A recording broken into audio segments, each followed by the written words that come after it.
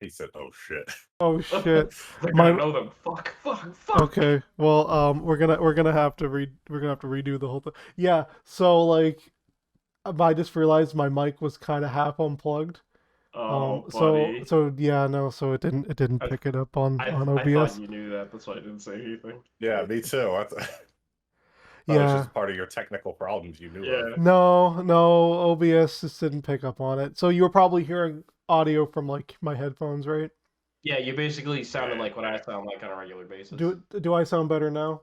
Yes. Yes. Okay. It like So drastically changed to being better Yes. really Yeah, fast. like a matter of seconds. Like, okay. So well that all that excitement over Doug Dimmadome and Peter Gollum. Peter Gollum. oh god, I all found those the Peter Griffin Stone Gollum. okay. So yeah, let's podcast. I guess we could introduce ourselves though. I don't know. I kind of like the meme of not of the people not knowing, but whatever. We'll just Tell you what, it's a like goal. If you get 15 likes, we'll introduce ourselves. How the if fuck you about get that? 15 likes, we'll introduce. Yeah, You heard the man. man. We Hey, won't be man, you know, faceless you gotta set the people. bar high. 15 likes, we'll introduce ourselves. We get 30 likes, and we'll do video We'll video do chats. face cam, dude. Yeah, face cam video 25 chats. likes and Zach will do the truffle shuffle. Do that truffle shuffle. Joke's on you. I don't have enough stomach fat to do that anymore. Okay, we're moving on. So, Said anymore. not anymore, no. Is this dudes posting their W's on Twitter? What? Is a dude doing the truffle shuffle a W? Well, Zach said he doesn't have enough stomach fat to do the truffle shuffle anymore. That sounds like a win to me, dude. Never a win when you can't do the truffle shuffle. Okay, podcast. So we're we're back again, and this week we have we're gonna talk about fun things. I just hit my mic. We're gonna talk about fun things like Phineas and Ferb and Miitopia, the And greatest game that's ever Pikachu been made. cryptocurrency. I'm still really confused about that. To be honest You with and you, me, the entire internet is, dude. That came out yesterday. And we're going but to talk about Charlie Bit My Finger. That's disappearing from the Oh, the internet. Charlie, He's called an yeah, NFT. the Charlie, yeah. The people who originally posted the video are taking it off because they're scumbags and want more money. they want to put it up as an NFT. Yep. Yeah, That is stupid. As of, I forgot the day. I think it's in But like a they're- couple days. It's pretty soon. Yeah, they're taking it down to sell as an NFT. And the video's, I think, up to 803 million views. That's it. That's the stupidest thing I've ever heard of in my life. Yeah, but you Like- know dumbasses are going to buy it, though. But like, That's why don't true. you just, if you even like, okay, if you even really care that much to see the video, just fucking download it. Like, People Yeah, are that's another already, thing. Like, they people are announced already it. uploading it, dude. They It's announced they're everywhere. taking it down to sell as an NFT. So now everybody's going to download it and then re-upload it all over YouTube and everywhere. Yeah. that's so stupid. I think NFTs are really dumb, but that's just me. Okay, okay, yeah, no general NFT talk. Okay, we'll get into the podcast. I guess the first thing to talk about was something I brought to your guys' attention, and it's something that I think my audience would probably just want to hear right out the bat.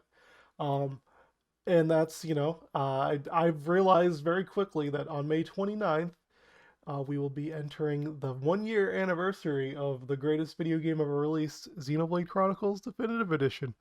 And I am, there's no hiding, there's no lack of knowledge that I am a massive fan of the video game, as is evident by, the fact that my entire YouTube channel essentially revolved around it for a very large amount of time.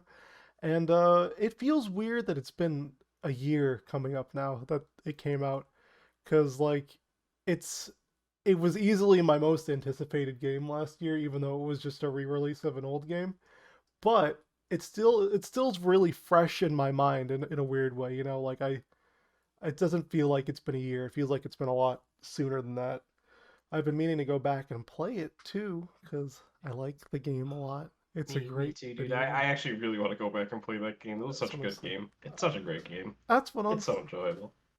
But yeah, I mean, I guess I'm just gonna start with my general appreciation of what the title had done. because a big part of the game for me and enjoying it was, hey, you got to really connect with characters and stories and a world that seemed to open itself up to you slowly from the beginning. And okay, a minor spoiler alert for anyone who is watching right now who cares. Uh, I'm working. I'm actually working on writing the review for the Xenoblade 2 expansion Torna, and I've pretty much finished it up. And all I need to do is record it, and that's gonna happen soon enough. But I've noticed a lot of things in that expansion that almost run parallel to Xenoblade 1 that I liked. And it's helped me to reflect on a lot of the storytelling ideas and things from that. But I don't know. I'm talking about. I could talk about Xenoblade for a million years. Um, might as well get someone else's opinion who hasn't been voiced at all. Right, Tom. Zach? Or excuse me, Tyler. Sorry, Oh I don't. wow. I'll just say Zach. What? Yeah. Okay. I'll just keep talking. It's fine. Uh, Listen, all right, allergies are kicking in, and Okay. I got peer pressured into doing something I didn't want to do. So just we're back. what? Yeah, Tyler, what are your thoughts on the game? I don't know. At least from what I've seen from the game, there's definitely a lot of moving parts to it. And if you got a lot of time, you like all of that, it's definitely good. There's just a lot of like a lot of small things that at least like things like that Zach loved that I was just like, didn't really do it that good. Like how I could literally tell a big plot hole of the game when I'm watching it for 30 seconds. Listen, all right. No, no. Okay. No. No. No. No. No. No. No. No. No. No. No. No. No. No. No. No. No. What do you mean? No. No, it's what I did. No. It wasn't a plot hole. You pointed out something that I happened said like. plot point. Oh, plot point. Yeah. I mean, you Not pointed plot out. hole. You pointed out like a something that happened later in the story. And I mean, in retrospect, it's again. I always say, and I've said it from the beginning. It's not that Xenoblade 2's Xenoblade 2. Oh my god, why am I talking about that video game? It's not that Xenoblade 1. 2 podcast. Okay, no. It's not that Xenoblade 1 has a story that's necessarily completely original or unpredictable or like something that is really unique. It's that the way that it presents itself is very engaging and unique. Like it in terms of the quality of the writing and the way that everything is presented and how the story is woven together in its pieces is what makes it a great a video game for me. That's like the main thing. It's like, okay, yeah, you can kind of tell that dude who's introduced in the beginning is turns out to be the main bad guy. Mumkar ends up being the big bad guy, and they killed Fiora, but she's probably gonna come back at some point. Whatever. Those are things that I could. It's pretty predictable. Sure, like if you know basic storytelling, you can kind of tell where the plot's gonna go in a lot of places. Because I mean they're not gonna set something up and then not follow it up later on. But like it's just about like the way that those things happen that makes it impactful. Between the voice acting and the writing and the way that characters interact with each other and how the game presents its narrative to you. It's more of I always say like show and versus tell. But yeah, that's my big thing with the game, is that I enjoy it because it it versus like a game where characters would just talk to you on a screen and tell you the plot points word for word and feed you it by telling you what's happening. The game opted to show you what was happening, and the game opted to give real feelings and emotions to its characters through time and through actions, and I appreciated that. Okay, I just ended up talking a lot more about it. At least at the beginning of the game where the girl got killed, like at least from up to the point where like the point where the girl got killed and everything. Like, cause I watched that whole part, at least when you were playing it, from like beginning up to that point. I didn't even really feel attached to anybody. When she died, I was just like, "What's your name again?" Then again, you weren't Like, really paying attention, so I was watching it, like just watching Listen, it. all I right, didn't no. feel like. I mean, it's a trope in games. Like you start the game and there's like a girlfriend or like a love interest or like brother, sister, blah blah whatever, and they either get taken away or they die, and they want us to like feel something for this new character. This character's like, oh my, like The Last of Us did it great when Joel's daughter died. You felt like this girl had a few lines and you already liked her. And then with other games like Xenoblade, this character's like, she died. You're like, okay, You didn't like whatever. Fiora after her multiple lines of dialogue and her character? After, It's, they literally I mean, had like it several wasn't moments where like they They introduced her literally character and explained built her her up. backstory and the fact that they've been like childhood friends and they've known each other She forever. was yeah, taking but that's the care of that's the her trope sick. for all games like that. It's always D- like if But they just had some random person that just randomly dies, it's like okay, we don't know them. With this She's also person, it just she's sounded also like she's also the little sister of the guy who's been fucking, who protected the city and was the original wielder of the fucking Monando. the Menando. Like, come on, dude. Like, the Uh, Menando. I mean, like, It's like at least with her, like I felt like there should have been some type of talk between them, or like some type of thing that made you feel for her, some type of thing that made you like, okay, she's gonna be throughout the whole game or that something. that It just seemed happened. like another Wait, basic character interaction. but that Like it wasn't. happened. That happened like No, two it did. times. It Yeah, was just there. basic beginning game stuff. No, there were okay. You didn't pay attention because there's I literally did pay one of attention. my favorite scenes in the game is literally a scene where Fiora and Shulk are sitting at the park and are oh, eating the talking to each other, sandwiches. and then immediately after that, you can do a heart-to-heart moment between the two characters that also explains their relationship together even further. And there are also like three other examples to do that if you stop and take the time. So like, I know I'm not buying your shit on that. Again, It's just basic beginning, like a but I character that you like really much, you get really into with the character. It's like, okay, this person's really close to the main character, and then they die. It's like, yes. okay, that's nothing new. I'm not gonna feel heartbroken every time it happens, or the close character gets taken away, or something. Like it happens so much in games. Yeah, and I'm not I don't, again. I don't, I don't I I'm know, don't feel not. it. man. Whereas I like don't The know, Last man. of Us, You're The Last drinking of Us, that. it was the same thing. You get close to a character and they die, but they actually made you feel I something. don't know. I don't know, You're on it. man. I think you're just smoking that booth right now, dude. I Yeah, think you're yeah. on something. You're on I don't something. know, man. Just smoking It that booth. You off the pack listen. right It's now, it. man. I will say I'm, again. I'm It just saying, is. for me, when she died, at least it was like I didn't feel anything. It was just like another basic character at the beginning of the game dying. That's all it was to me. Like I didn't feel anything with her when she died. And I mean, plus aside. Absolutely off the pack right now is Yeah, what no, you you're are. you're in the minority with that one. I'm sorry. Dude, I mean, like, honestly. so we're like, again, my whole point from the beginning is that to me, it's yeah, sure, the thing has been done before, but it's about how it happened. Like not even leading up to it, but the event in and of itself was extremely well written and suspenseful. Like watching it all play out in time. Like one of the things I love about that scene in particular is like Shulk literally he starts getting visions of the future like about 5 minutes beforehand. He watches her die 2 times before it happens, and he can't fucking stop it. And up until that point, for like a good 20 or 30 minutes, he has this assumption that okay, I have the ability to see in the future. I can stop any bad thing from happening. Not to mention, dude, the amount of emotion that's just in that scene. It gives me fucking goosebumps, Adam man. Howden's Like voice acting, bro. That that fucking scream ah, is ingrained into the recesses of my brain for the rest of my life. it's again. All I'm saying is there are a lot of small details inside of the moments there that can be appreciated.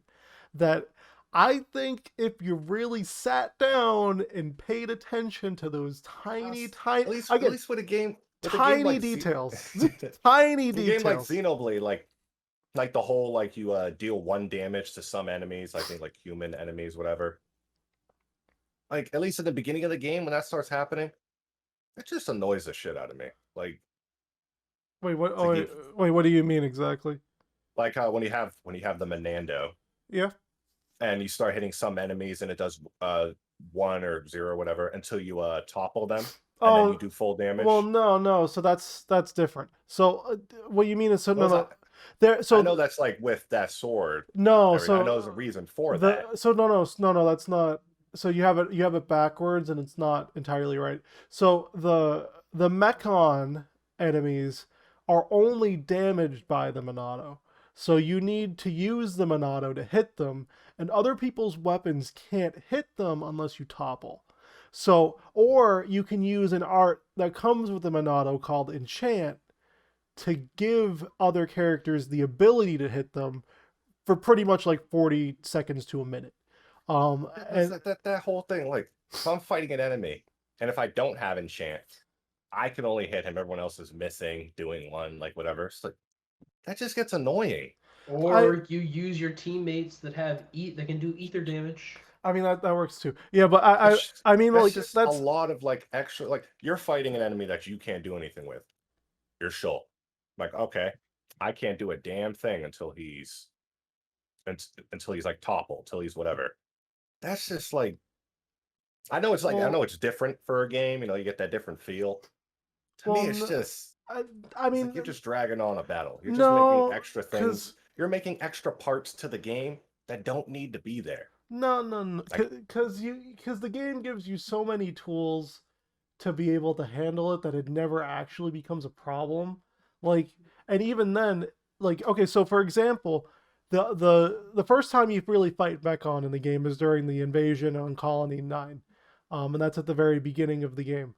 And at that point, it's just a tutorial thing on knowing how, like, the game sets you up to figure out, okay, you have two characters who don't have a weapon that can damage them. How would you damage them otherwise? You try to topple them. So the game teaches you, hey, that's how you do that, and that's like one tutorial fight. And then after that, you get the Monado, and then they give you that fail-safe option of, okay, you can just power through it like this. And after that, you literally have like an hour or two of gameplay where there's just zero Mechon at all.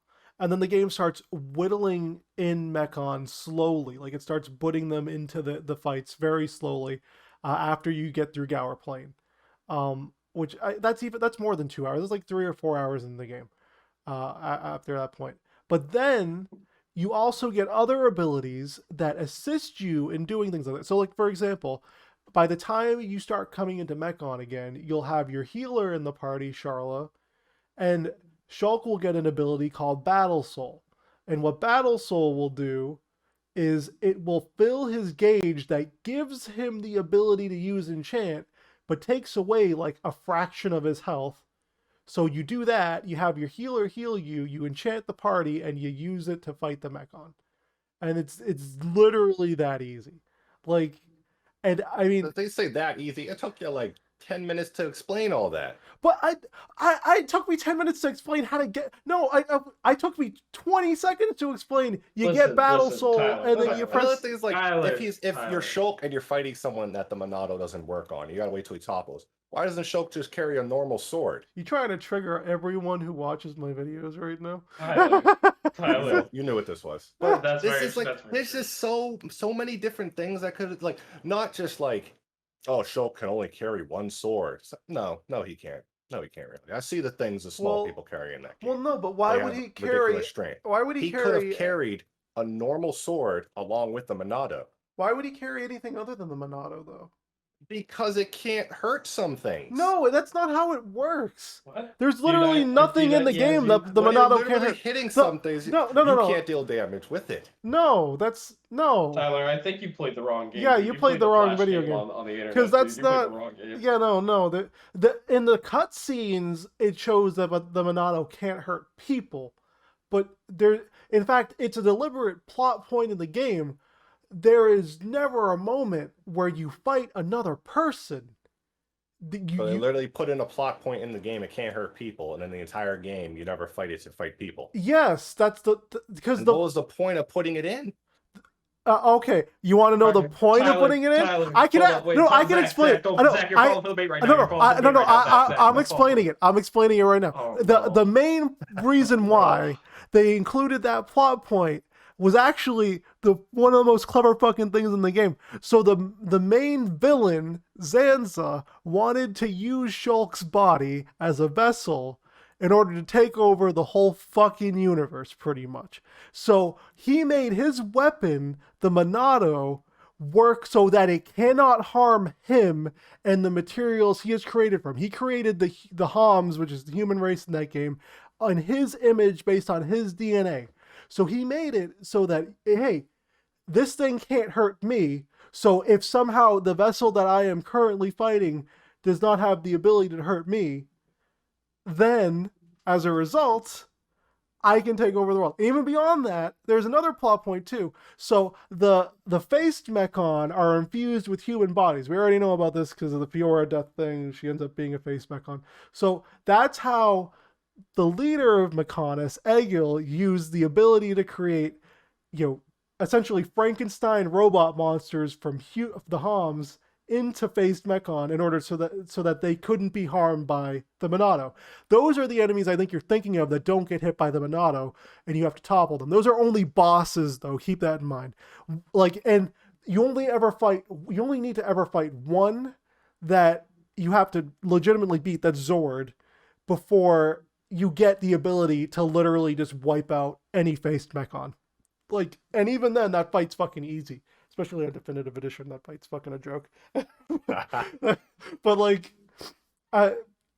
that's literally the only instance, and it's made to make that boss fight challenging, because Zord in and of himself isn't super challenging, but having that handicap of, okay, you have to figure out the right moment and technique to topple him to do damage to him is what makes it an effective fight.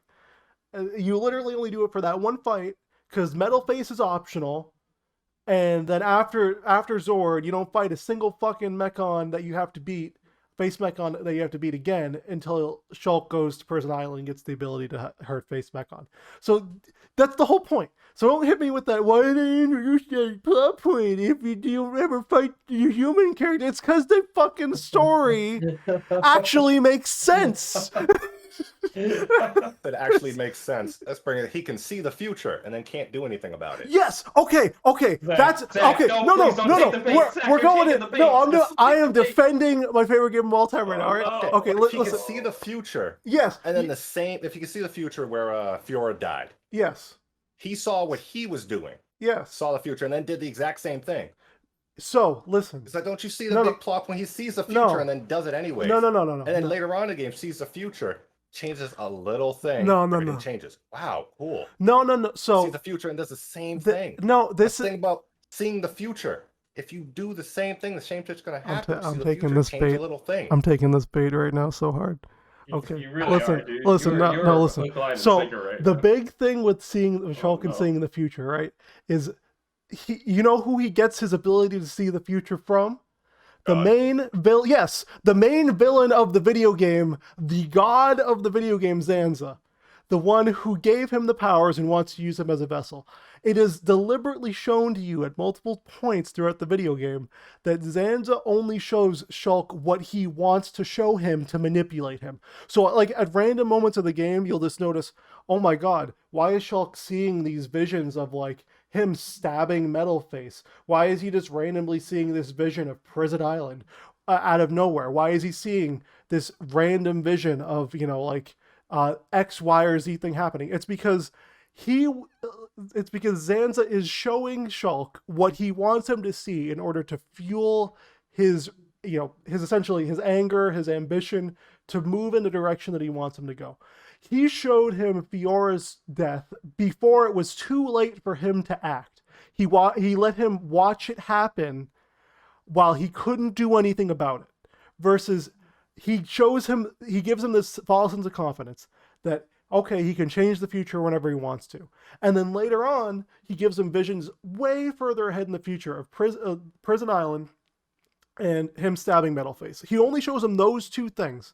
And then I think the Emperor dying too, but I think that was more so that he could get connected with Melia. But my whole point is he showed him those two things and really no other context of it. And the reason why he showed him those two things, because Zanza wanted Shulk to go up to Prison Island to free him so he can then have the ability to walk freely and essentially,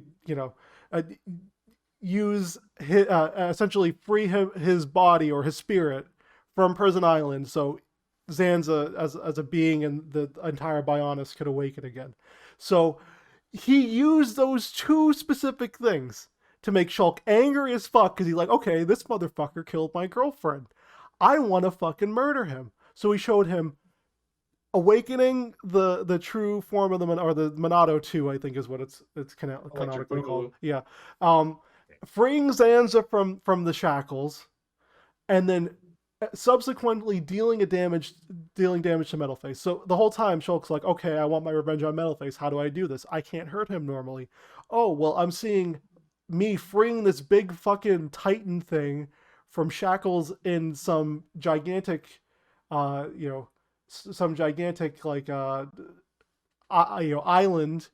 and that leads him to figuring out where he has to go and what he has to do. And from there, again, like the basic things he's shown to him lead him to go out and do what the villain wants him to do. So yeah, to answer your point, there are reasons why Shulk is and is not able to change the future in certain moments. It's because the main villain of the game gave him the power to do that, and he doesn't want him to succeed in some places in order to fuel, his goal, and he wants him to succeed in other places. It's more than just the game having some sort of plot contrivancy. It's literally a part of the narrative. It's literally part of the story. And then beyond that, it's supposed to be a whole meta-narrative on fate versus free will. So yeah, okay, yeah. But what about when you do it in fights? Shut the fuck up! Shut the fuck up! When you do it in a fight, and he gets to see the future, and he gets to change that. It's just a combat mechanic. Yeah, it's just a combat. I'm gonna say two things right now. Okay. All right, Tyler, you say one more fucking thing, I'm gonna smack the shit out of you right here, right now. All right, I know where you live. Listen, he just does this. He just fuck off. Yes, I do. I know. My dad owns Microsoft. He gave me a Wii. Okay, all right. Fucking good. Listen, all right.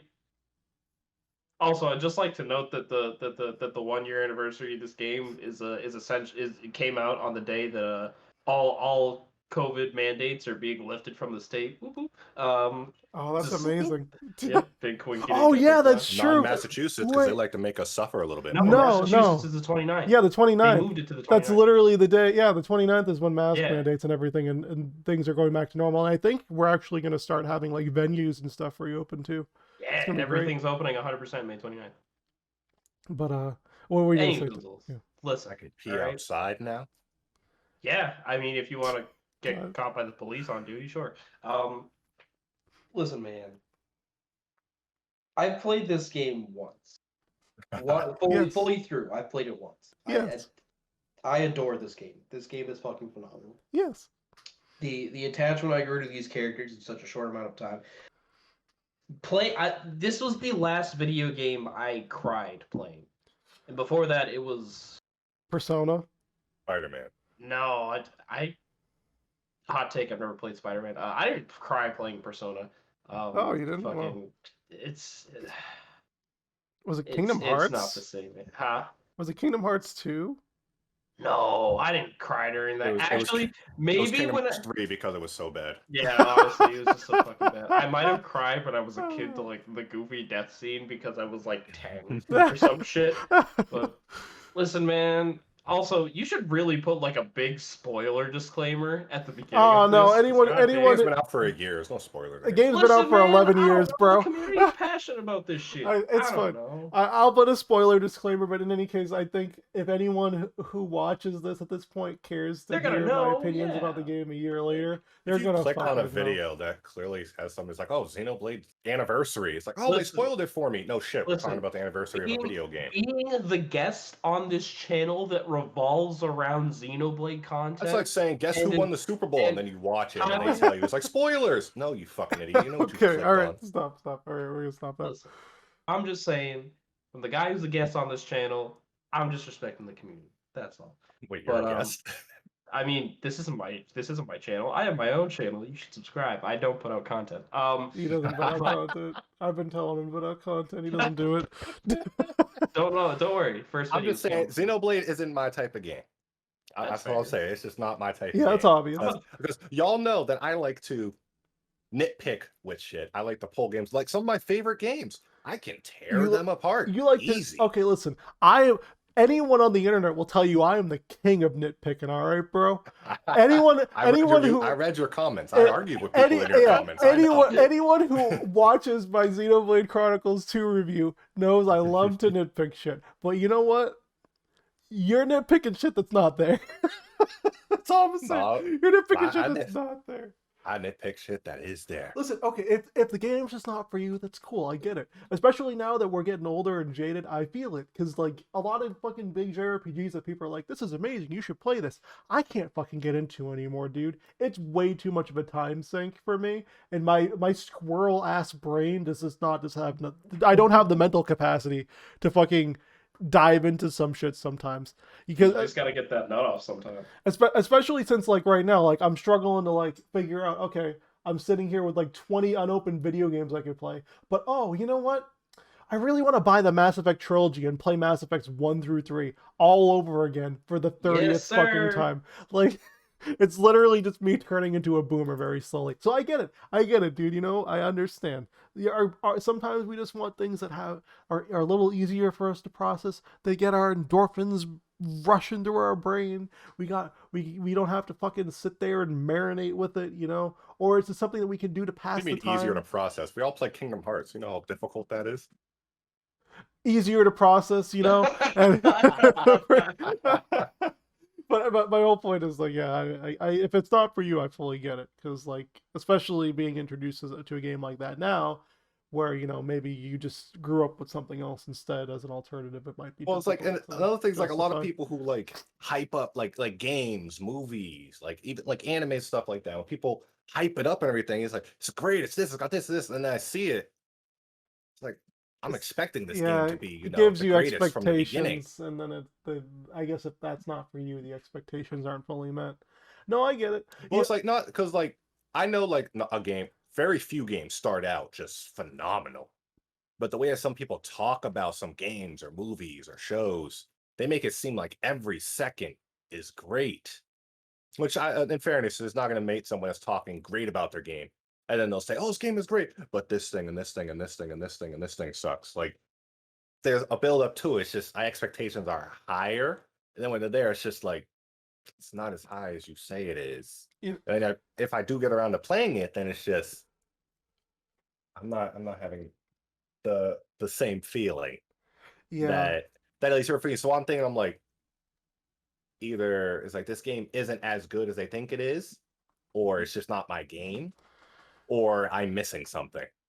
Yeah, I mean, I feel like that's when I start to nitpick shit. I feel like a lot of the things that, like, that people tend to find extreme enjoyment in are things that they just find themselves naturally to. Like, if someone were to tell you, like, hey, this is the greatest thing ever, you should play it, then you, like, someone forces you to try to play it or watch it or whatever, and you're not really super into it, it's probably a result of the fact that, like, hey, I didn't really naturally stumble across this. I wasn't in the mood to do this at the beginning.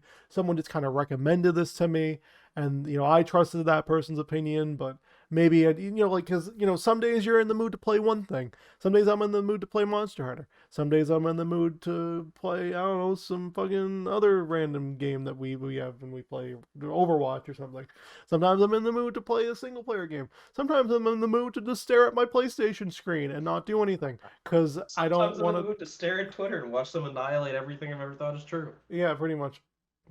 But, like, I mean, like, so like, there are instances where, like, you know, maybe you just think, oh, I'm gonna try this because someone told me, but I'm not super interested in trying it right now. I get that. You know, it's not everyone's in the mood to do everything at once, and sometimes, you know, there might be a day when something strikes you more than something else. Actually, you know what? I'm gonna unveil an origin story for y'all here. So the first time I did play Xenoblade Chronicles 1, I didn't really get into it. I'll be real with you. Like, I think it was on the Wii, like, way back when I first got it. I picked it up because I heard really good things about it from a lot of people, and I started playing it for like an hour, and I was like, oh, this is just starting really slow. I don't know if I'm gonna finish it. And what was it that happened? Oh yeah, no, I remember now. So I was playing through Skyward Sword on my Wii, and out Is of that the bad one? to a lot of people, yeah. I'm not. All I'm gonna say is the Wii controls were fucking atrocious. Hopefully, the Switch port Nice. fixes that.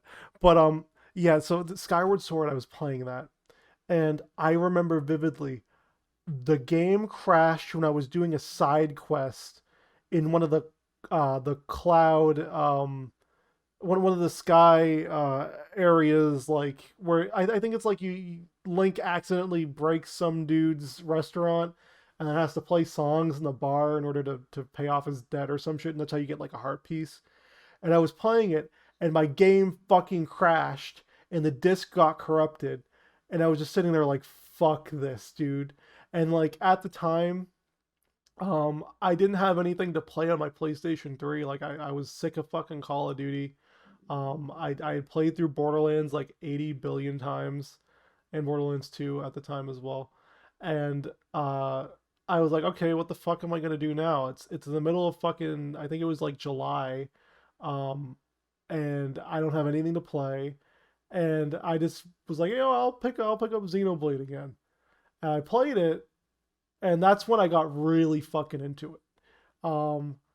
And that's, yeah, it's something I don't really admit a whole lot because like it ended up being my fucking favorite game ever. But like even some games that if you look at it at a first glance and you don't really dig it at first, maybe if you're just in the right mood at some point, you'll be able to play through it again. And plus two, I don't know, with I was at a different point in my life when I played through Xenoblade like that, because like I could never do that again. I think the last time I did what I did with that game was when I played Persona 5 for the first time.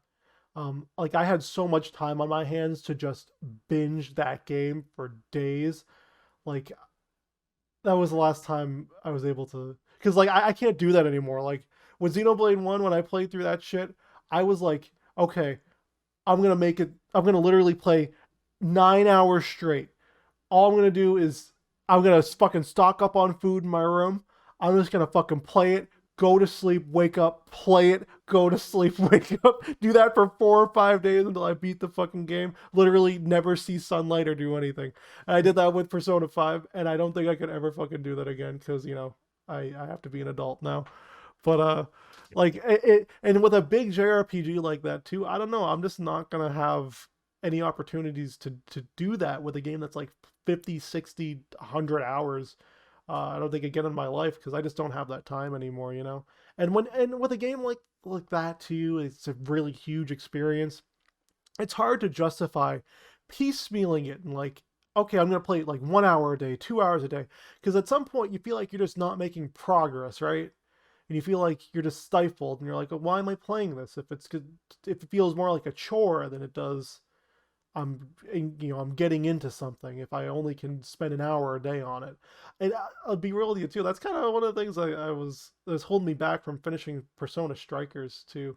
It's like I was like playing it an hour or two a day. I was like, I don't feel like I'm actually fucking doing anything. But I ended up beating it anyway, so whatever. It prevailed. Yeah. Unfortunately. Everyone should go out and buy Xenoblade Chronicles Definitive Edition and play it whenever they get the chance. Despite everything we've said about being adults, fuck being an adult. Go play it.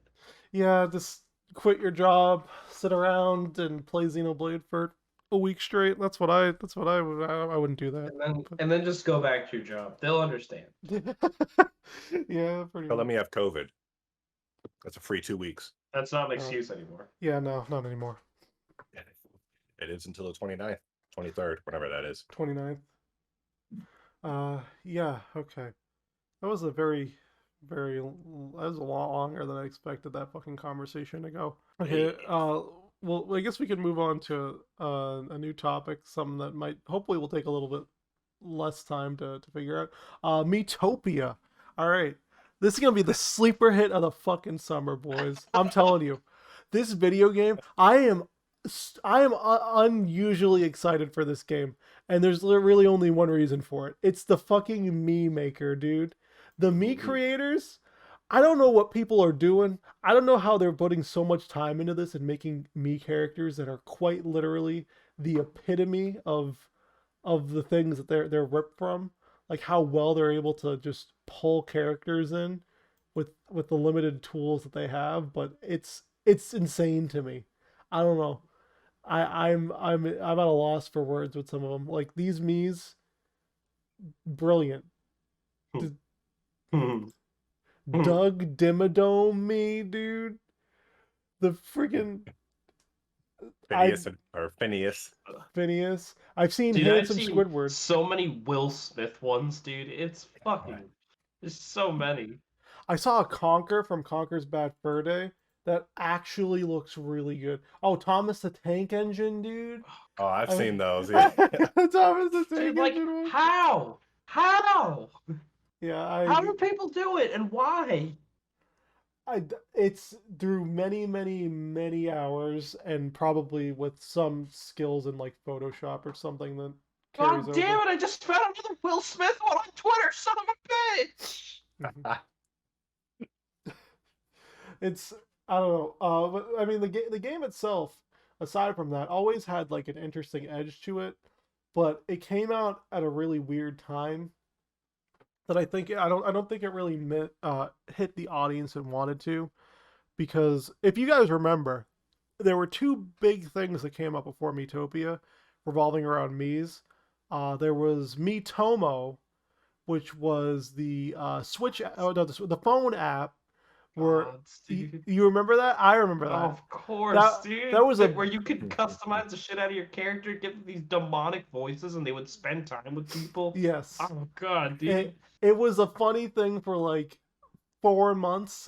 I think in like the beginning or the end of 2015 when we were in college or something, we just used it. I remember that was fucking funny as shit. But then that died way too quickly for them to actually gain any traction on it.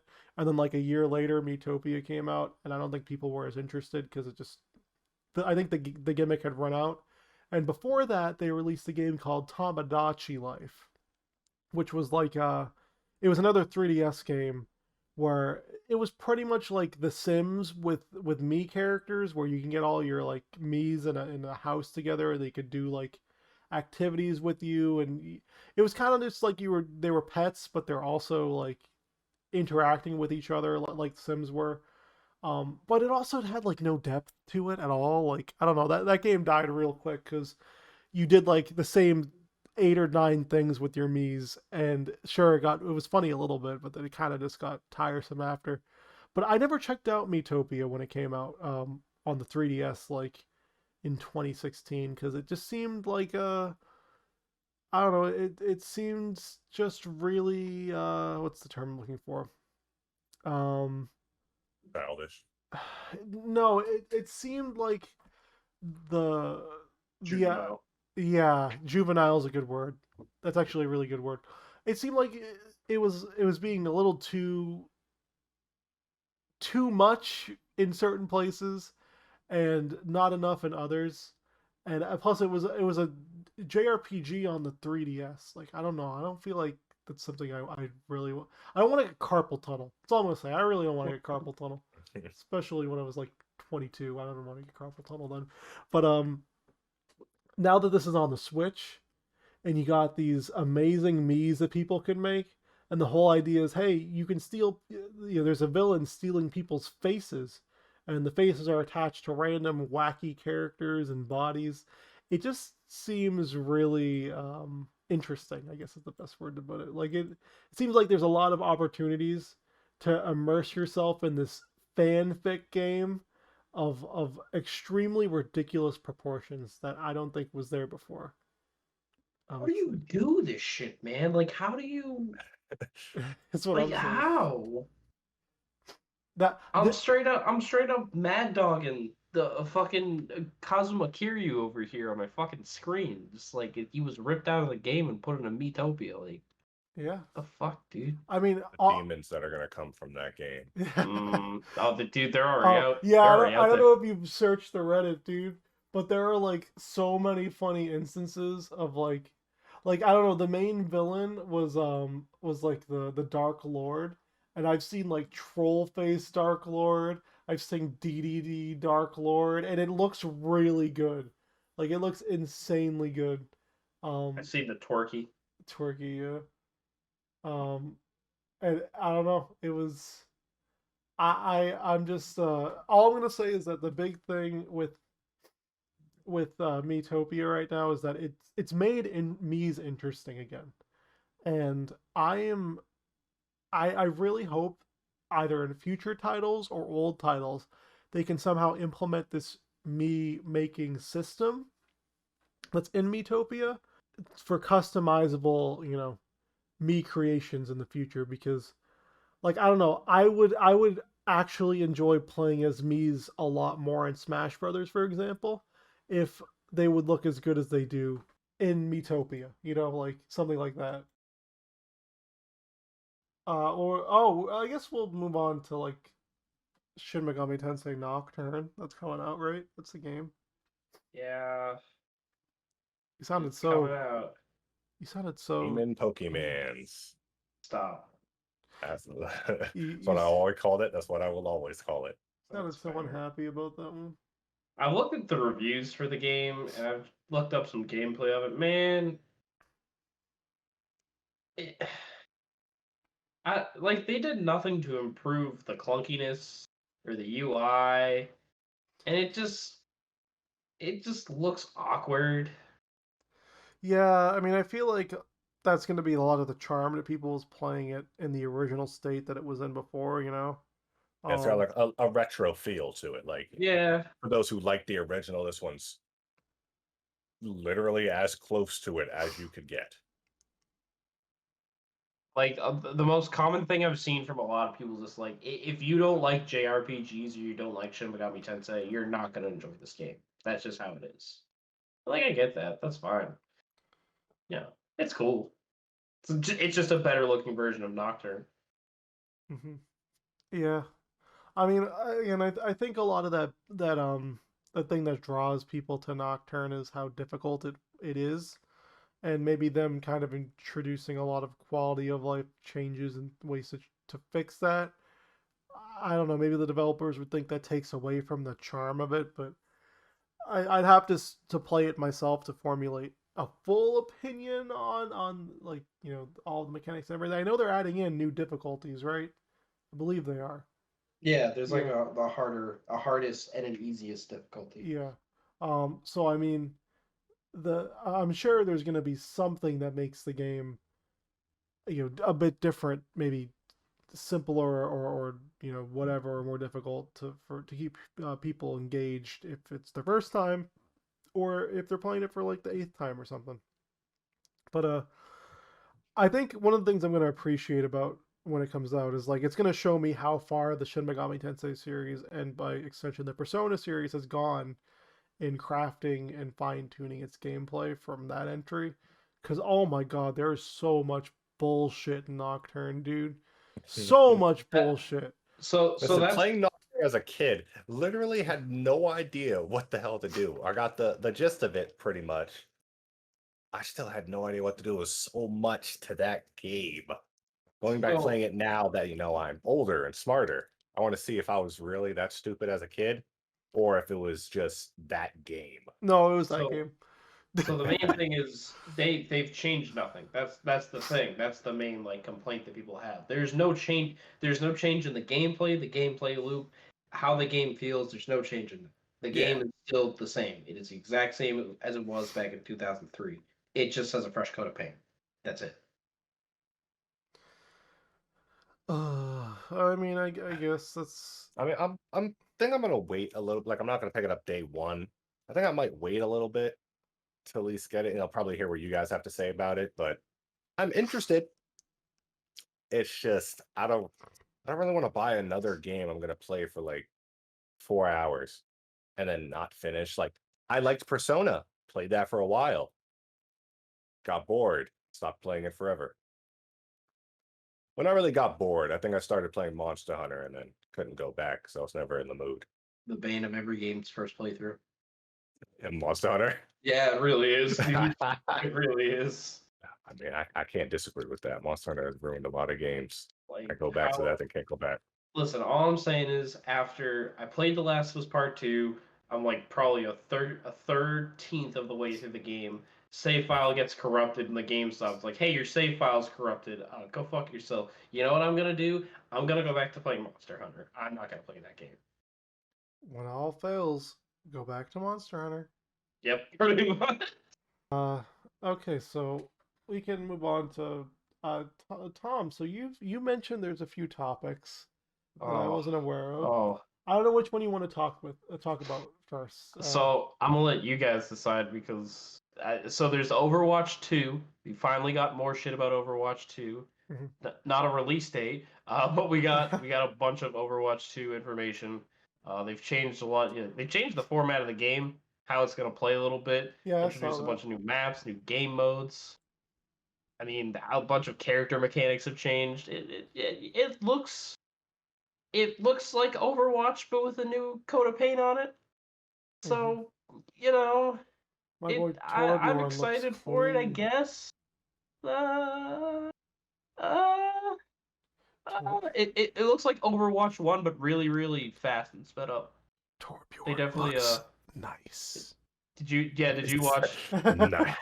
Yeah, dude, that was the one thing that Overwatch 1 kind of that was like my one gripe was that the game could be really slow at times. This game just looks like Overwatch on Overwatch on crack. Like the characters move so much faster. The movement kind of looks preciser. I don't know if that's the proper word I use. But they've also changed it so that it's 5v5 now as opposed to 6v6. Yeah, I They've saw made it that. Yeah. They've also made it so that tanks do more damage. Yeah, I heard about That's that. good. Yep. Yeah. But so they out of all the character changes that they highlighted, two of the ones that I guess were the biggest were the fact that May doesn't freeze people anymore. She just slows them down and does damage. Rip to the May fans out there. Yep. And Winston now has a secondary fire that is a ranged attack. So as opposed to not being Okay. able to hit anything from a distance, you can hold your left trigger and charge up an attack that shoots your entire clip, and it's essentially just like an assault rifle. Winston not As hard opposed to countered monkey in by your face, it's monkey in a distance. yeah. Yeah. Winston not hard countered by Hanzo and Widowmaker. What? That's No, Winston still crazy. sucks dick. He's still Winston. He's Oh. still I mean, Winston. Winston's actually pretty good in certain situations, you know. Yeah, I If you mean, got someone squishy, like Yeah. a tracer hopping around, Winston will yeah. murder her. Winston's your boy. You got an enemy Zenyatta or like a Yeah. a Zenyatta or like a Symmetra to deal with, dude. Winston's your boy. That's He's your guy, yeah. dude. Post patch Symmetra. All right, not Oh, that okay. god We awful don't lock talk on about the laser. lock on laser Symmetra anymore. I don't think Blizzard wants to talk about lock on laser Symmetra. Oh, I That was such an remember awful time. when quick play used to let you just play as any set of characters, and Yeah. everyone would Six Symmetras. six Symmetras and Temple of Anubis on defense, dude. Oh, yeah, It was over. buddy. You got the shield pylons at the back, so everyone just got like 450 health and shields and everything, and you're just all stationed out with your turrets back there, waiting for people to turn the corner. You got a Genji trying to hop in and use his blade to zoom in. He just fucking turns into putty the second he walks around the corner. Like that shit was the funniest thing. Why did they do that? Why did they think that was a good idea? They didn't. They didn't think about it. But, There's a lot of I mean, things. aside from that, they showed off one of the new game modes, push. So, yeah, you played TF2, right? Nope. Yeah. You know about TF2, right? Yes. You know Yes. that game mode with the minecart where you guys have to fight who pushes the minecart into the enemy base? Yes. Yes, that's what pushes. So pushes, there's a robot in the middle of the map, and each team has to fight to get that robot into the enemy base. Okay, so okay, I get it. Yeah. Yeah, Yeah. and It's then there's another new game mode they didn't talk about, but they're quote unquote working on it. So That's about it. It was like a almost 3 hour live stream of them showing off new maps, new character designs, how the game works. So it was a decently big update after not getting anything for like a year. Yeah, it's been a little bit. I mean, this was during BlizzCon though, so I think it was expected that they drop a whole lot of information at this time. Oh Um, yeah. but I mean, the one thing I'm wondering about is their change from 6v6 to 5v5. Um, so the one thing that is weird to me about Overwatch right now and is making it hard for me to really get into it again is that they've changed the queue system dramatically. And I mean, it's not a huge deal because you can just play quick play classic where you don't have to worry about queues and shit. But I don't know how Overwatch 2 is going to be. And I don't know, like, I kind of want to play the game the way it's intended when it comes out. And if there's gonna be like that quick play queue system where you have tickets and shit, and like you have to queue up You for have the to pick a role. role, like Yeah. I could see the reason why they made tanks, deal more damage, and they only let you really have one on a team now because it's 5v5, and they just take out one of the tanks. They want to make you know being a DPS a little less enticing for people, but it doesn't seem like they're doing much to make support people, want to play support. Um, and I don't know. I'm a person who plays support but doesn't actually play it like support. Oh, we know. We know. I'm damage Moira all day. Okay, I'm battle Brigitte. All right, that's how it works. The bane of everyone else's existence. It's pretty funny though. To be real with you, it's pretty I funny. I enjoy it. listen, all You want to right. get heals? Haha, you better ask another healer. Yeah, you better ask the resident Lucio who plays Lucio every single fucking game. Dude. Average 15,000 healing because I gotta fucking heal everybody. But But I mean, yeah, it just, I don't know. I feel like they're trying to make the game faster and more focused on engagement and combat encounters, which again, I think the thing that Overwatch 2 uh, competitively struggled with was that it was in fact a tank-based meta. Like the tanks were the most important and vital role of a team, which is why, I think they're cutting it down to one. But even regardless, if you're playing casually, everyone just wants to be DPS because everyone wants to just shoot things. So you had that like struggle of figuring out those two things. And since I play we all play more casually. I'd like to see them address some of those casual gripes and grievances people have had with the last, few updates in the last couple of years of Overwatch that have maybe turned them away from it. And it doesn't seem like they're doing a whole lot to address that. They seem to just be pumping out like, okay, this is what we're fixing for competitive play. This is what we're doing to keep the competitive people engaged. And it's like, oh, I don't really want to sweat my ass off playing Overwatch anymore. I did that for I a feel like year and they a just half. made it more like heart pounding. Like in the original Overwatch, there are some points where we're like in the shit, and you know, enemies all around you. You got to figure out who you need to kill. You're getting heals. You're about to die. Like there's so much going on. You're pushing that last push. You got like 5 seconds left. I just watched a little bit of the gameplay.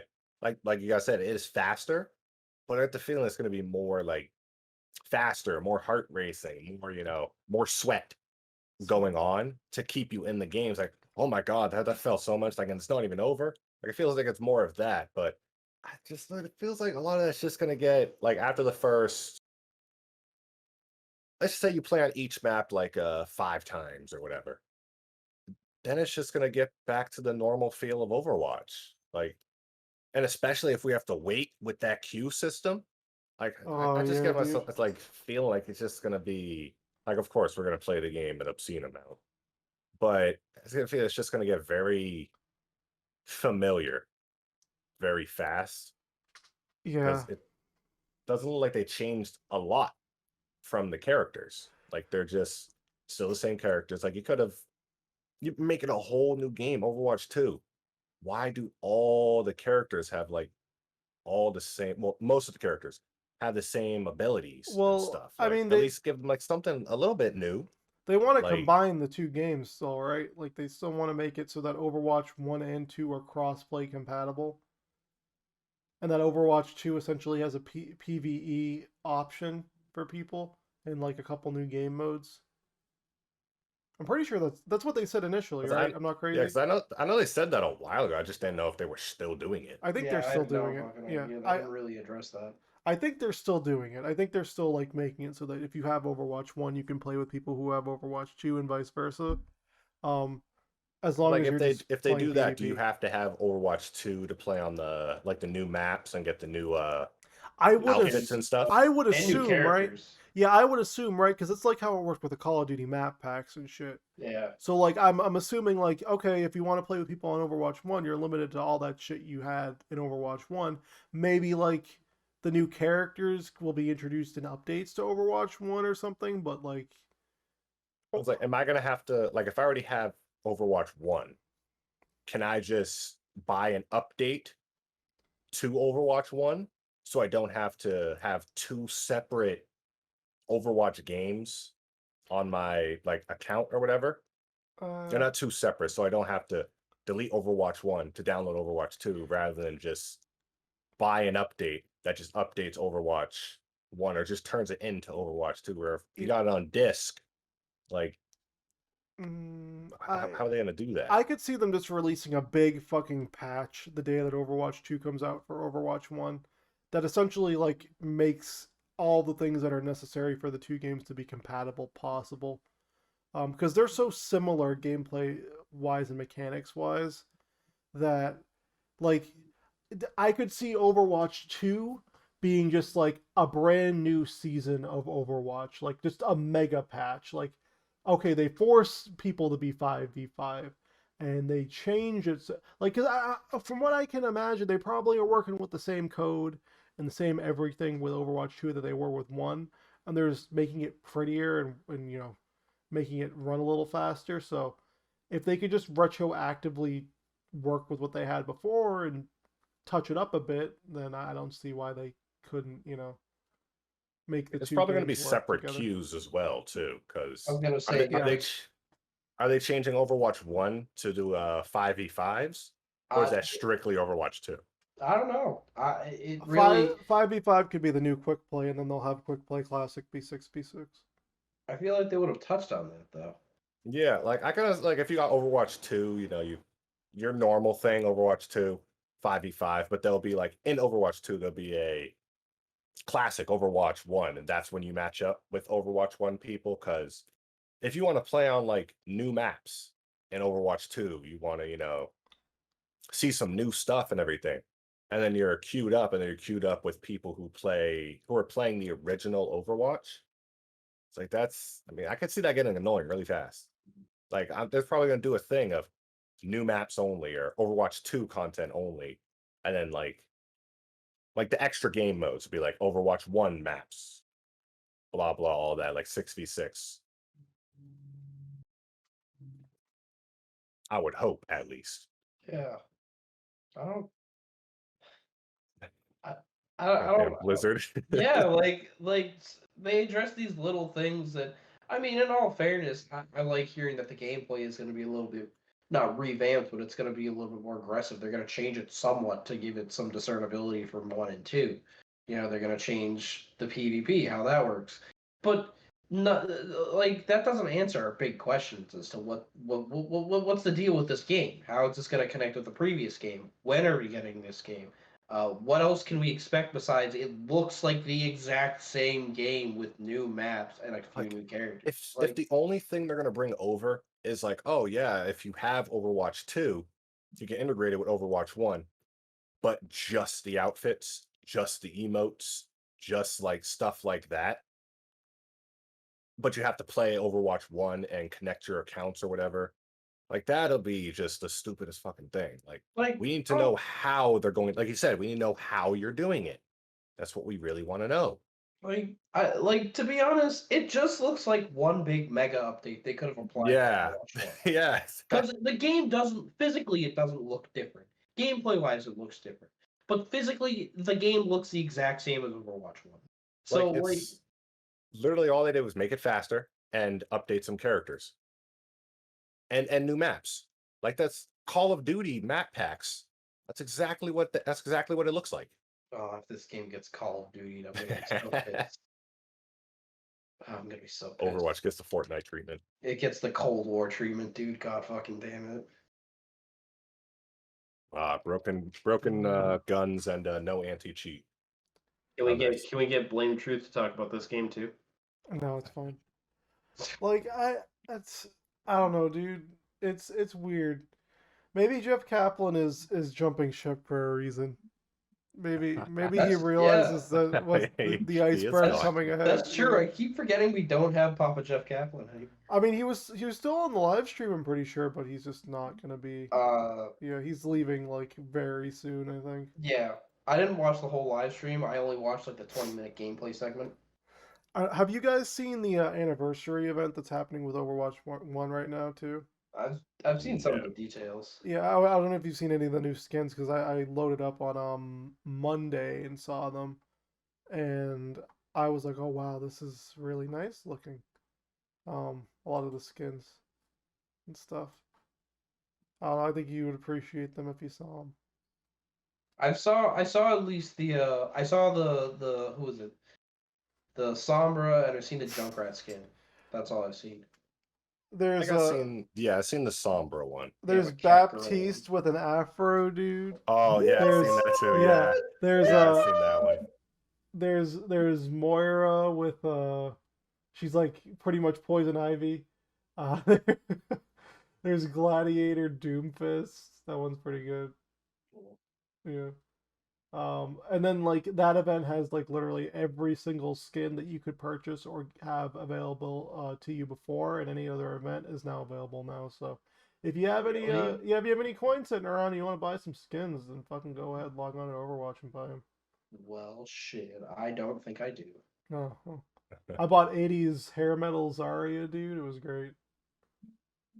Right, of course with the in-game currency. I just You telling me you spent money on Overwatch? No, I didn't spend money. I used the in-game currency I had. Oh. Yeah.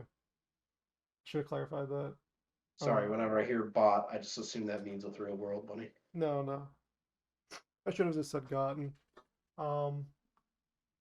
Okay, yeah, Overwatch 2. It's gonna be a video game for sure. Hopefully. It'll probably be really solid. It's just like, why would I spend more money on the same game? Yeah, I mean, I don't know. That's why I'm saying, like, are we going to just buy an update for Overwatch 1 to play Overwatch 2? I feel like Yeah, we are. I feel like 6 years later, though, at some point, it's got to be justifiable. It's just about like what they do to make it stand out. And they're showing us bits and pieces that make it look a little different. You know, things that make it seem like, okay, maybe this will be a little more than just more Overwatch. But right now, I'm not really sold fully yet, too, you know? It's like, I don't know, I still got Overwatch 1. I'm still somehow pouring hours into that fucking game. You know, Right? almost 1,000 hours later. What is it? Didn't you just hit silver? I've been hit silver, bro. I've been in silver for like 3 months. Oh, sure, I've been in Silver. You are now a silver plate. Yeah. How does You know, it feel? it's really sad that the amount of time that we all put into that game, you're the only one that's silver. Right? It's fine. I'm just the one who played the game literally any opportunity I got with other people. Well, because I know a lot of that's like we never really. Well, we barely played competitive. Nope. Y'all But play I know that's competitive? where you get like the big experience. I got the golden diva guns and I was out, dude. That was it. That's all I wanted to do. And then I was like, I'm never touching competitive mode again. I sweat way too hard. Literally, I remember I was like, okay, I need a pocket healer and I'm just gonna go in. And that was literally how I played competitive and won any Well, you're match. Moira now. You can be your own pocket thief. No, I meant as diva, but it's fine. Oh. Yeah. Well, you're Moira now. Now you can be your own pocket healer. Oh no, that's not how that works. I'm a support and I can heal myself. That's all I need. No, my Moira only shoots the purple balls of death, okay? And I bounce it off the walls and I make Genji's cry. So yeah, Overwatch 2, video game, yeah, gonna be good. Let's move on to, so you mentioned there's Do gonna do be. we want to talk about this? I really want to know, like, so what's the story behind this Pokemon cryptocurrency shit? So this literally came out on Twitter yesterday. From let me see, what's the name of the dude? Plain truth. Yeah, right. Dude. You know, Fucking actually, if we Blame Truth would be the one person to talk about Pokemon cryptocurrency, give it considering a day, dude. you know, Give it a day. He'll be on considering this. he is a huge Pokemon nerd, and if you look at his Twitter, all that man ever talks about is crypto. Like 24/7 is all he ever fucking talks I about is mean, crypto. yeah. What's he gonna talk about? Cold War multiplayer for the 50,000th time, and he hates it. Like, come on, man. He did ask if the update was good. And apparently it's okay because they added like standoff and other 6v6 maps and And then he made a video fucking today ripping into the new 80s pack, dude. I don't know, man. oh I yeah, don't know. oh my god, the Yeah. Rambo face looks Yeah, so dude. bad. It looks so Uh, bad. Okay, but yeah, Pokemon NFT. What was it? so I don't even, it's not even an NFT. It's not even an NFT, it's a fucking cryptocurrency. Oh, okay, yeah. So But it isn't an NFT. so in a tweet released yesterday from Dr. Lava YT on Twitter, Pika cryptocurrency. Pokemon fans recently created a new cryptocurrency called, and I don't know if it's Pika cryptocurrency or Pika price is what I've seen. Stupid shit like that. Oh yeah, Pika Dollar coin. Pika. Yeah. Yeah, Pika coin, whatever the hell they're calling it, which evolves into Raicoins. So there's evolution stages to a cryptocurrency. It's a 3-stage evolution process. Supporters are hoping it'll become the next meme coin, grow popular as means of exchange between Pokemon fans, and skyrocket past its current $7.5 million evaluation. And just as a heads up as to how that's doing, it has gone down 8.5% as of today. Well, I mean, So it's really idiotic for whoever made this crypto to drop this as the entire market for cryptocurrency is fucking crashing. Because that's Elon, already a tough hit. I mean, like between Elon Musk tweeting about Doge like every day and having it jump up and down at the fucking drop of a hat, to the president of the United States saying, "I might tax the rich," and then it results in cryptocurrencies. You know, just the entire value of them dipping beyond belief. It's it's like every day there's something new that's making crypto extremely volatile, and I just don't think it's a good time to invest or to even do start with anything like this. But like, I don't know. This is the stupidest thing I've ever heard of in my life. I was gonna say, dude, especially something like this. Like, who the hell even knows how? Like, there's no explanation as to how this works or how this evolves.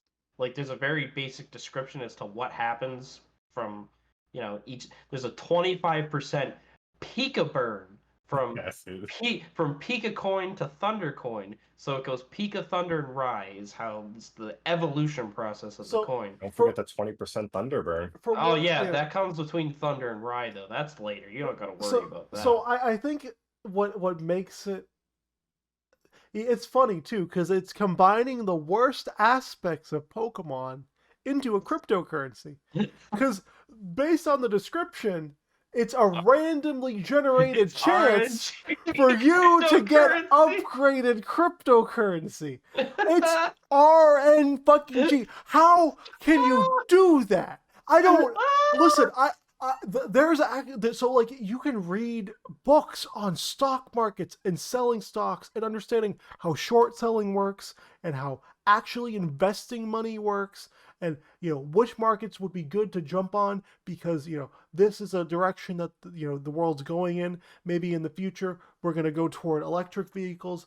I could see why you'd want to invest in something like I don't know, in like some sort of renewable energy stock, or we're gonna invest. Like people joked about GameStop and everything. I don't know, but like a good example is a lot of people were talking about during COVID, like, oh, let's invest in AMC because they're gonna bounce back at some point when movie theaters start opening up. Okay, I can see that as being like a reasonable expectation for I'm gonna invest in this one company or this one idea and give them a share. But like what's the point of investing in a meme cryptocurrency where you just randomly have a chance to get it upgraded? Like that's there's no manipulation, there's no thought behind it. There's no actual, and that's a problem I have with Dogecoin too. It's like there's no actual strategy or nuance.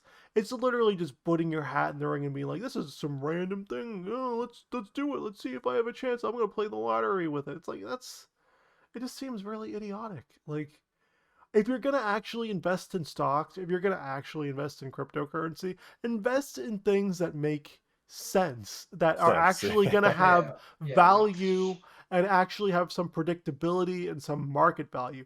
Because no one in their right fucking mind is going to buy a cryptocurrency that has a chance of just being more valuable out of fucking nowhere.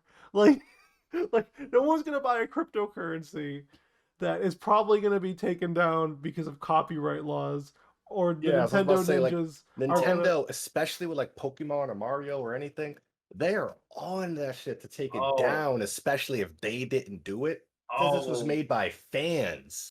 you wanna hear about that? So there's underneath that original tweet, there's a huge thread of comments. A lot of people are like, "Yo, this is really shitty. Why are you doing this? You guys, first off, you guys are gonna get sued." There's a bunch of people in the comments who like, we've spoken to lawyers. There's no connection to the Pokemon Company or Nintendo. There's nothing wrong here. There's no infringement. Because apparently a pika is an animal. It's a real animal. Let me Google the description of a pika. It's Yeah, because No, I know it's a real animal, but like, come on, I mean, if they take this to court, even then, if you look hold at it. if you hold It's this like, up in look court at it. with the amount of money that the Pokemon Company and Nintendo have, and the amount of like extremely volatile and like on the nose lawyers and laws that they have, like you there's no way they're gonna get away with this for Like, long. literally, all they gotta tell them is like, "Are you a fan of Pokemon?" And I say, "Yeah, that's why we made it." "Do you know Pikachu?" "Yes." Pikachu says Pika in it. "Yes." "What's your coin called?" "It's Pika." And you Like see, it's like Pika the animal is not does nothing to do with electricity. This is electric. It's like there's no way they can win. Like well, maybe a real Pokemon, but come on, this is see that's the it's not this like is Nintendo. to be fair, and trust me, I want to see these scumbags burn. It's not like it's not like Nintendo and Pokemon have a patent on electricity, and they don't have a Yeah, patent on an animal. So it's no. really hard for them to go at this. And if these people, quote unquote, these people who are connected to Pika Coin, have actually spoken to lawyers and there's no infringement, I could see why, but I think at the end, these people are going to be burned because they're scummy assholes who try to capitalize on some stupid cryptocurrency bad bullshit. And I I mean, hope I usually don't hope Nintendo and Pokemon a very good suing. I usually wish them a very good die. Today I wish them a very good suing. well, it's like Uh, if this was like between two like normal people, like not famous people, something like this, I could see the person who made this getting away with it, and then it being newsworthy. It's like, oh, because of this, it's like really that, and it just gets away, whatever. But going up against someone, a billion-dollar company, for something like this, you walk into the court and they hand you the papers of how much you're getting sued by. Like you already lost by walking in. so I'm sure there are some like loopholes that they've thought through, and there are some lawyers that they've talked to about it that have told them, okay, this is kind of safe, there's plausible deniability here, whatever.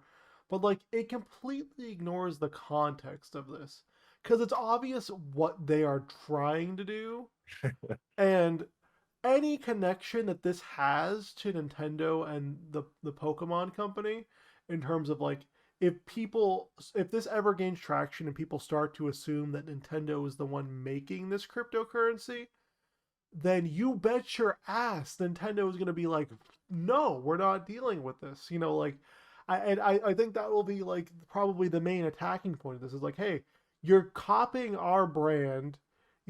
For lack of a better term, you're copying the clout of a brand that is closely tied to this concept, and it's very obvious on your marketing and the way you're delivering this that it is supposed to be in direct reference to Pokemon, the one of the biggest franchises ever, I think then any sensible judge or court would probably see this as like, yeah, it's obvious that they're attempting to use copyright infringement while skirting away from any little opportunity that they can get of actually being held accountable for it. Um, and I think in certain cases like that, I think judgment is necessary, and I hope that they fucking find something on these people to keep them from continuing this crypto I shit I because it's just so want to know if stupid. when they do get taken down, how many people are going to invest in it beforehand? Like, I want to know if like Reddit is going to get their hands on this and then it's going to blow up, and then Nintendo, at the point, like say it blows up as big as like GameStop did, is Nintendo going to take it and shut it down, or they're going to take it and claim it for themselves and just let it continue to do whatever it does? See, the fact that's an actual debate, that like that's a thing that could actually happen, that's really fucking sad. Like, because Nintendo's just kind of money hungry. I think it's just funny that with how, I wouldn't say sue happy, but with how liberal Nintendo is to take legal action against someone, that someone would even try to dare do this. Like someone had the fucking audacity and the gall to be like, see, Uh, see that Especially Pokemon? after all the specifically fan Pokemon games that have been stopped or removed, Pokemon Right? specifically, and these people literally have the balls to just walk up to Nintendo's house and be like, "I'm stealing this," and they walk Like, out. Like, Nintendo just sued a motherfucker named Bowser like 2 months ago. 2 months ago for hacking the Switch. If you think they're gonna let this shit fly, you must be out of your goddamn Especially motherfucking with mind. Pokemon, like in Japan, they have a Pokemon day. They have entire hotels based Like, off of Pokemon. Like collectors, like they sell plushies for hundreds of dollars of like Pikachu. They're not letting this shit slide. like, and I've seen a few people talking about, yeah, this is it. Peek a coin to the moon. We're gonna sell NFTs and booster packs and, bro, go eat plastic, dude. Like, fuck off. Like, really? Y'all are gonna get sued so far into the ground. Your grandchildren and their grandchildren are gonna feel it, dude. Like, don't even try it. Why? Like, there's so many other things you could do to pass a quick buck on someone than just, you know, possibly fuck up your entire future. okay, let's get into let's get into the last thing for today. So there's a game coming out next week, the same day as Nocturne, called Biomutant. Now this game has actually been on my radar. I'm actually kind of, I don't know if I'm gonna buy it yet, but I looked at it, and the more I look at it, the more interesting it gets to me.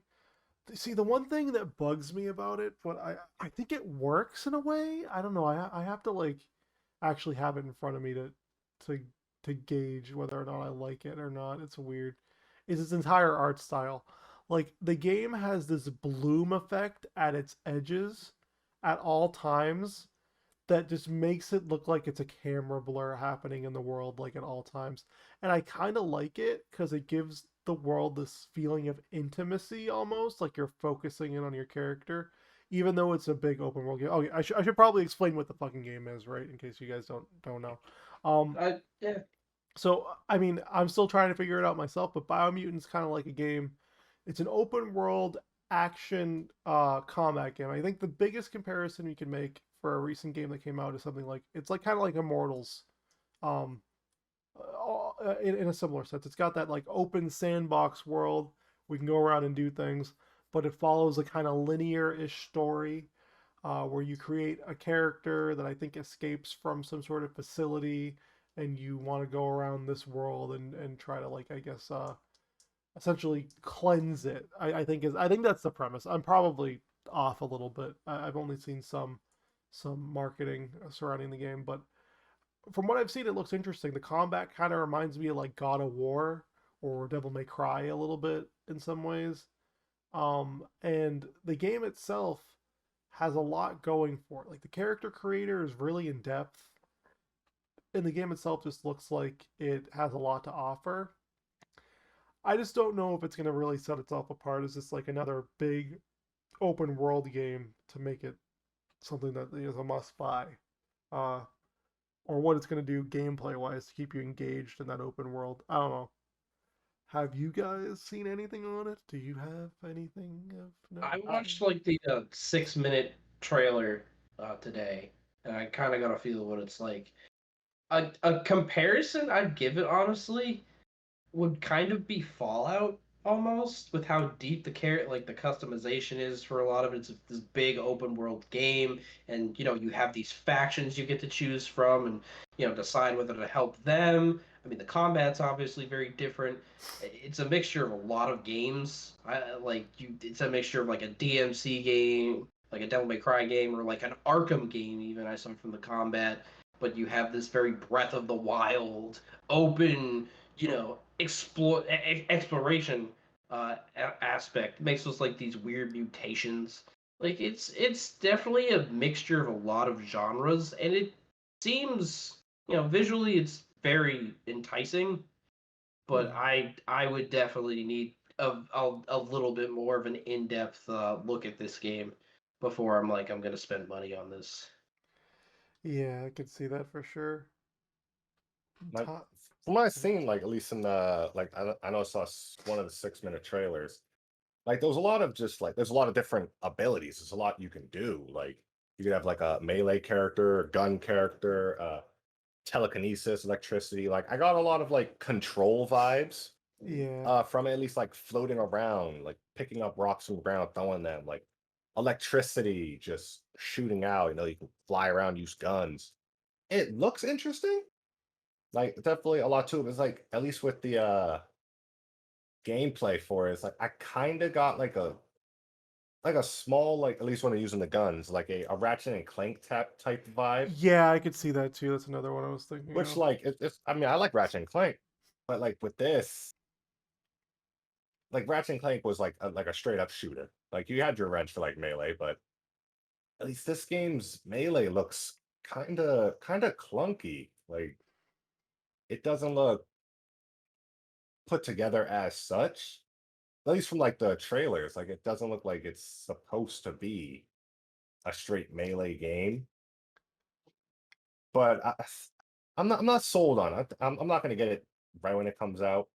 I think I'm gonna do a little research on it because it is like an open world, like they said, like a Fallout Mhm. type game. But I also get like a weird like a funny like Borderlands type vibe because like you'll hit enemies and it'll say like thwack and shit like that. Mhm.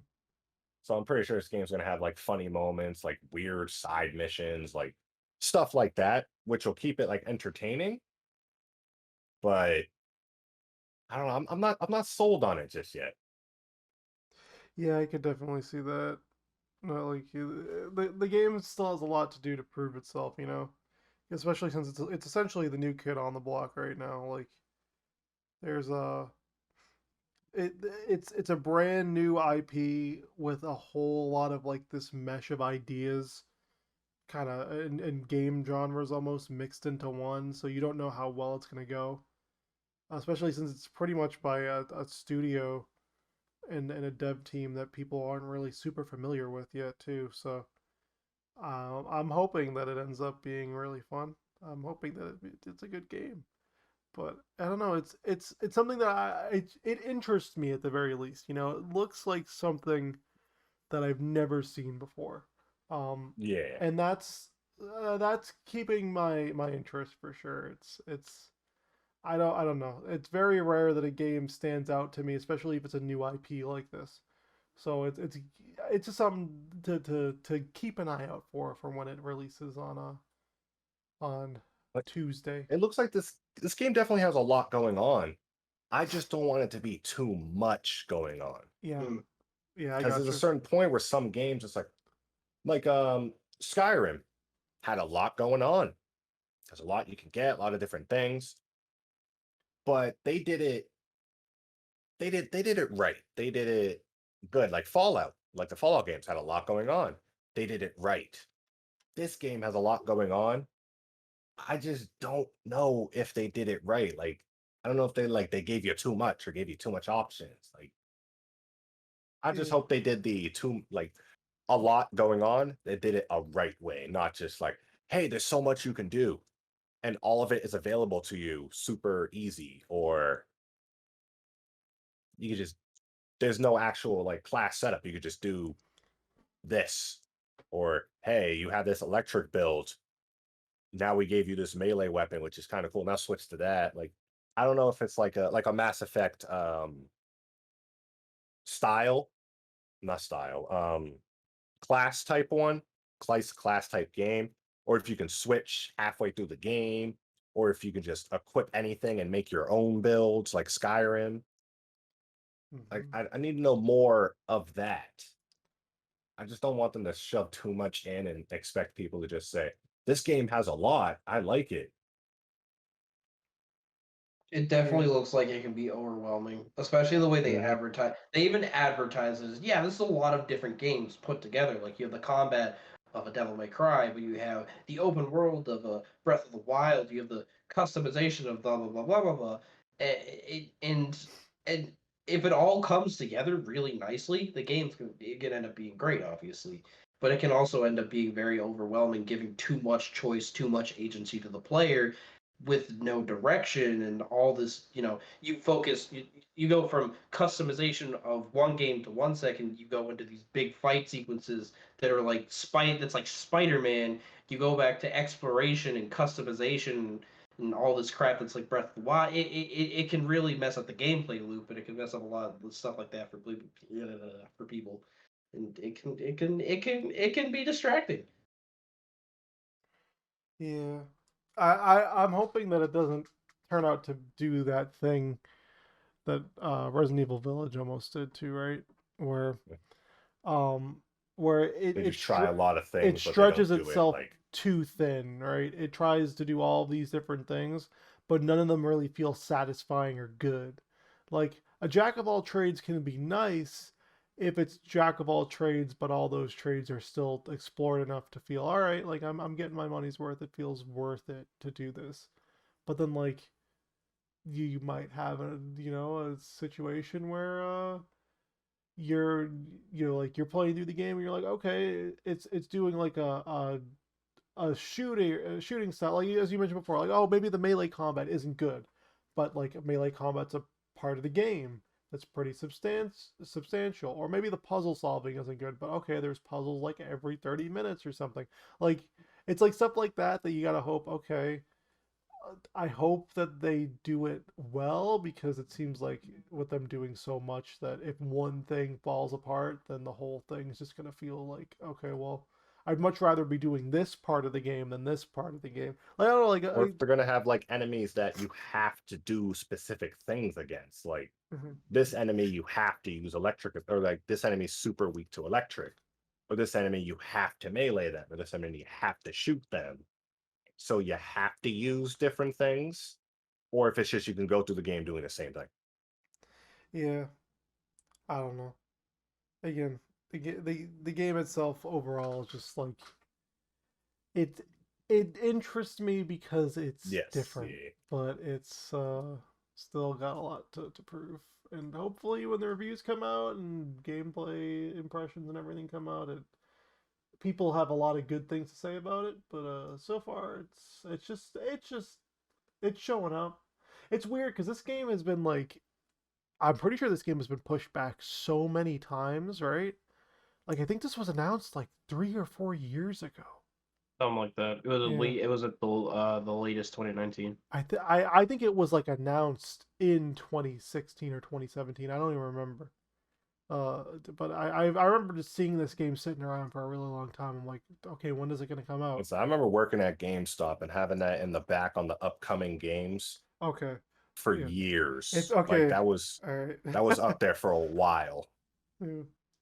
Yeah, okay. So the podcast. This is the podcast. We did the podcast again, and we've been at this for 2 hours now. Something here is getting cut. I don't know what the fuck it is. Something here is getting cut because this podcast is gonna have to be like an hour and 20 minutes. It's not gonna be 2 hours. Yeah. I'll figure out something. But you know what will get you more content is if you smash that motherfucking like button and click the big red button that says subscribe, you animal. Yeah, filthy animal. do that, please. Yeah, see this graphic on screen that says this percentage of people watching isn't subscribed. Oh my god! Don't be a jerk and Don't subscribe. remind me of that, please. I don't even know why I did that.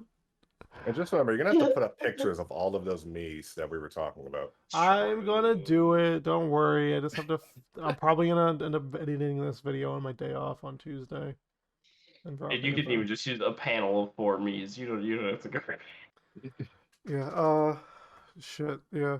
I don't know Yeah. I feel really motivated to start making more content, actual YouTube content now too, since my most popular video just reached 10K views. Thanks to everyone who watched it. I've had 10K people look at my ugly, tired face. Yeah. I watched it 52 times. And you know what? What's crazy to me right now is it's not even my most popular video right now. Like my most for some reason, YouTube's blowing up weird ass videos. Like I don't know, everyone's watching Pandora's Tower on the last story review. And I'm just sitting here like, why? Like, I don't know. People love a good obscure RPG, man. I released those over a year ago. Why are you deciding to watch it now? I don't get you people. You gotta ask Susan about that. Watch more, but please. I got plenty of other reviews out there for y'all. I got a Paper Mario review. You should watch that. Oh, I did a pretty great review on The Last of Us Part 2. Pretty nuanced and detailed review. One of my favorite reviews I've ever done. Marvel's Bevengers. You should totally watch that video. That one's, eventually I'm hoping that one will blow up, but no one's watched it in a while. Wait, Zach, how could you forget the 3-part saga is the Blue Dragon? 3-part? I don't know what you're talking about. There's only 2 parts in Blue Dragon. There's not a 3rd part? There's only 2 this parts. This video will get 10,000 views and 500 likes. Zach will put out a 3rd part of Blue Dragon. And a 4th. All of them. I'm telling you, Blue Dragon Part 2 needs to reach 1,000 views. If y'all can make that happen, Blue Dragon Part 3 is going to be in the queue. I already got it. You heard it here first, folks. Get on your second accounts and watch them 50 times today. I'm ready to render Blue Dragon Part 3.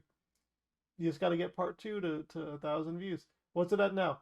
Part 2 is at 882 views, people. Ooh, get it up there. I don't understand why Part 2's at 800 views. Part 1's at 2,000 views. Y'all can do better than that, all right? Y'all can do better. Y'all can do better. If you want to see Blue Dragon Part 3, watch Blue Dragon Part 2. That's all I'm going to say. If everyone who subscribed to this channel just watches Blue Dragon Part 2, you get Blue Dragon Part 3. Bam. What is that? All 530 of you. That smashes the goal. Come on. I know there's some of you out there. You mean my sub? Oh, you're talking about my sub count? Yeah. Oh, it's 530 now. Oh shit. When did my sub count get to 530? Was it like 500? Do that. No, I thought it was at like 525 last time I checked. Okay, thanks for subscribing. Please stay subscribed. I keep losing people. Stop leaving me. And for the rest one of these days, you'll know all our names. Yeah, you'll find out. You just have to get 15 likes on this video and you have to subscribe. And if you're one of those people who don't subscribe, I wish you a very ad-filled 30-minute video. I don't post ads. I don't got that. Is that how that works? Shit, yeah. Maybe. Okay, podcast over.